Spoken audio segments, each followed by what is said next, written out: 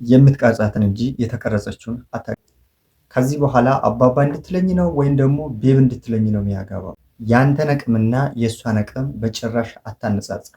እንኳን ደህና መጣችሁ። ቸርነት ነኝ። ታች ያሉን ሰብስክራይብን ሳትነኩ እንዳታልፉልኝ።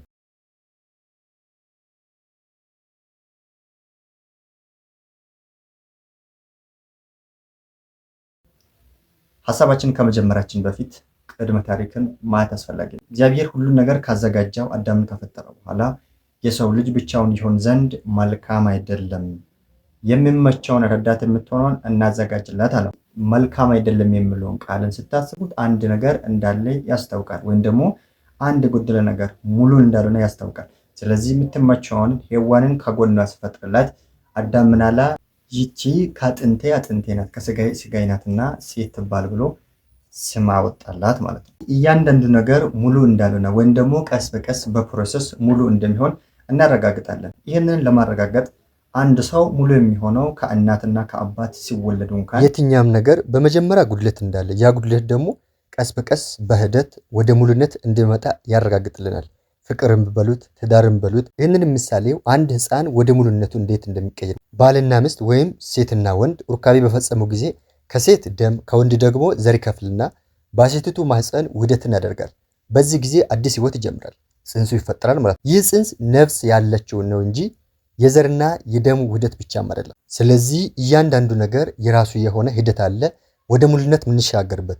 በብዛት ደግሞ ሴትና ወንድ ሲገናኙ በአንዴ ሙሉነቱን ከጠበቁ በአንዴ በቃ እሷ ሁሉ ነገር ካልሆነች በስተቀር እሷ ጋር መሆን አልፈልግም፣ እሷን ማግባት አልፈልግም የምንለው ህይወት መኖር የለበትም። ወይም ደግሞ በአእምሯችንም እንኳን ማሰብ የለበትም።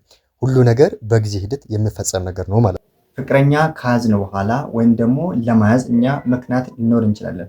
በምክንያት ላይ እግዚአብሔርን ባለቤት ካደረግነው ሁሉ ነገር በራሱ ጊዜ ይስተካከላል፣ መንገዱን ይቀጥላል። ግን እኛ ምክንያት መሆን አለበት። እኛ ምክንያት ከሆን በኋላ ባለቤት እንዲሆን እግዚአብሔርን ካስቀደምነው ፍቅርን በሉት ትዳር፣ ልጆችን ማሳደግ፣ ህይወትን መቀጠል ሁሉ ነገር ቀላል ይሆናል። ግን የመጀመሪያ ምን ማድረግ አለብን? እግዚአብሔርን ባለቤት ሌላ አለብን። መቅረጽ ሲባል ወደሚመቸው መንገድ ወደ ተስተካከለ ወይም ደግሞ ለነገ ሊሆን ይችላል የምትለውን ሀሳብን ወደ ያዝክበት መንገድ ማሄድ ነው። ይሄም አንተ ብቻ ሳትሆን የምትቀርጸው እሷም ትቀርጽሃለች።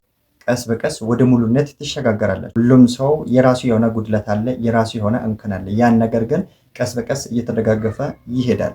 መቅረጽ ሲባል ግን እዚህ ጋር አንድ አደገኛ ነገር አለ። አደጋ አለ ያልኩት ዓለምን የምትመለከተው ለዓለም በሰጠህ ትርጉም መልክ ነው። እናም ለፍቅርም ወይም ደግሞ ወደ ሙሉነት ደረጃ ለመሄድም ጓደኛ ስለመያዝ የሚሆን ፍቅረኛ ስለመያዝ ስለ ትዳርም ይሆናል የምትለው የራስን አመለካከት ከሆነ ምናልባት መጨረሻው የማያምር ሊሆን ይችላል።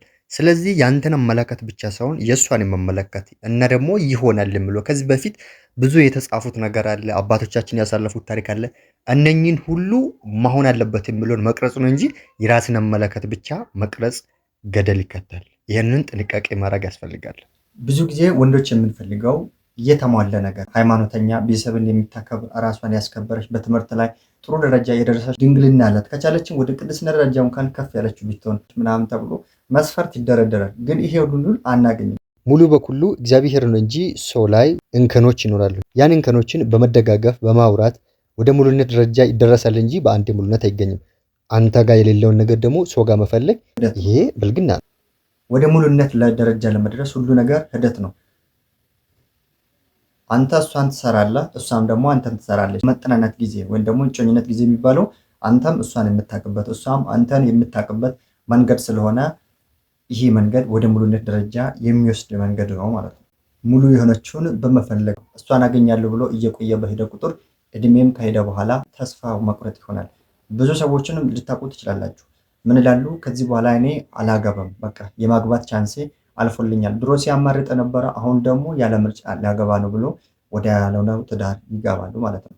ስለዚህ አባባ እንድትለኝ ነው ወይም ደግሞ ቤብ እንድትለኝ ነው የሚያገባው፣ ከዚህ በኋላ በቃ ማግባት አያስፈልግኝም ብሎ ተስፋ የቆረጡት ብዙዎች ናቸው። ይህ ከምን አንጻር የመጣ ነው? ሙሉ የሆነችው ወይም ደግሞ የተስተካከለችው የተሰራችውን አገኛለሁ ከማለት የተነሳ ምን ይላሉ? ሲመርጡ የነበረው ያለ ምርጫ ከዛ በኋላ የማይሆኑ ትዳር ውስጥ ይገባሉ፣ ወይም ደግሞ ያልተስተካከለ ህይወት ውስጥ ይገባሉ ማለት ነው። ሴት ልጅን በአራት መንገድ ትሰራለህ ወይም ደግሞ ትቀርጻለህ። የመጀመሪያው አንተ ሆነ ተገኝ። እሷ እንድትሆን ከመፈለግ በፊት አንተ ያንን ነገር አድርገህ ወይም ደግሞ ሆነ ተገኝ። ይሄ ማለት ምን ማለት ነው? አንተ አሁን ለምሳሌ ጥሩ እንድትሆን የምትፈልግ ከሆነ ራስህ ቀድመህ ጥሩ ሆነ ማሳየት አለብህ። ፍቅር ምን እንደሆነ ተምረህም ለእሷም ማሳየት አለብህ።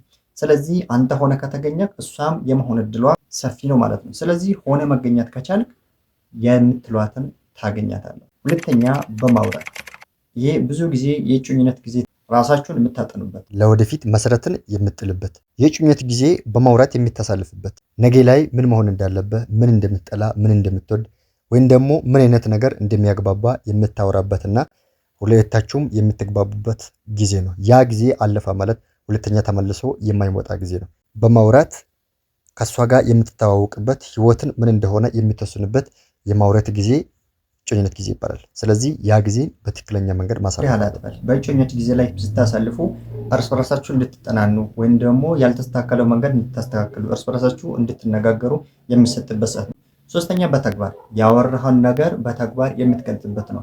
ብቻ ጉራ ብቻ ወይም ደግሞ በማውራት ብቻ የምታሳልፍበት መንገድ ሳይሆን ያወራኸውን ነገር አንተ ራስህ የምትገልጽበት ወይም ደግሞ በህይወት የምትኖርበት መንገድ መሆን አለበት። አራተኛ በዝምታ ብዙ ጊዜ ከማውራት ይልቅ ዝምታ ያስተምራል። ዝም ያልክበት ምክንያት ይገባታል።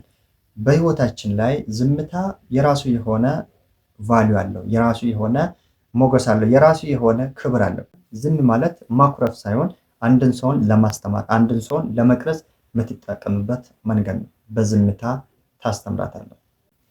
ለመቅረጽም በህይወት ላይ ማድረግ ከሌለባችሁ ነገሮች መካከል የመጀመሪያው ሁሉም ሰው ፍጹም አይደለምና ፍጹምነትን አትጠብቅ። ምንም እንከን እንደሌለ አድርገህ አትጠብቅ። ሁሉ ነገር ላይ እንከን አለ፣ ስህተት አለ።